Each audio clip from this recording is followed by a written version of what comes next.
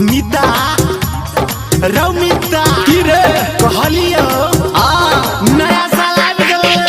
की बोल ना तो पार्टी साटी हेतै न रे पार्टी साटी किया नहीं हेतै बैठ बताबै छियो ठीक छै बता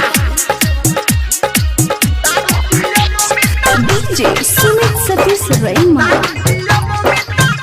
गायत्री रिकॉर्डिंग स्टूडियो आबि गेल मीता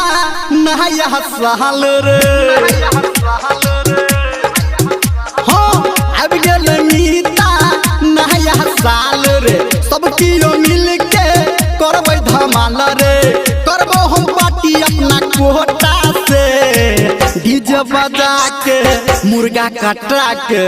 दारू पिएबो तोरा लोटा से मुर्गा कटा के डीजे बजा के दारू पिएबो तोरा लोटा से मुर्गा कटा के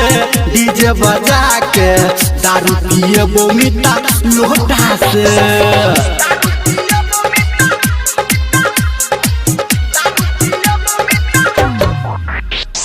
डीजे सुमित सतीश रैमा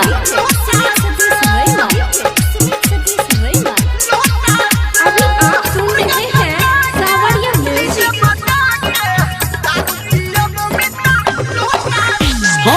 सब सामान जुटेबै रे छौरा छौरी के नचबै रे कमाल कर देबै ठीके छै ओही बेर नया साल मिल के खुशी खुशी मनेबै रे तो हमरा तरफ से happy new year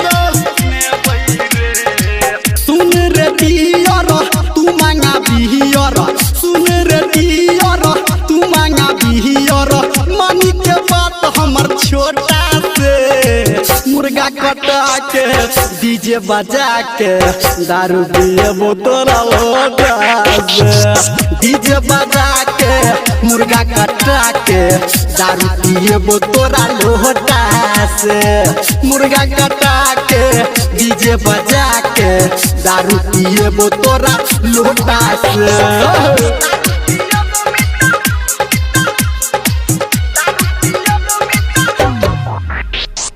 DJ Sumit Satish रैमा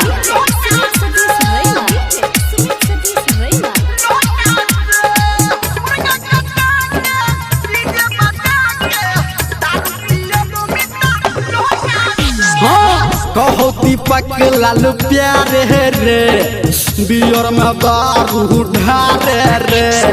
मिला मिला के पीबै हां तो निकुआ के एक पैक से ज्यादा नहीं राइटर अंकित कहै छौ सबके अपन आँख मारे रे बरगदियल छै छौरा धर्मेंद्र नीर मलिया कहो संजय गौतम तोरा कहो मुर्गा फ्राई करो टोटा से डीजे बजा के मुर्गा कटा के दारू पिएबो तोरा लोटा से मुर्गा कटा के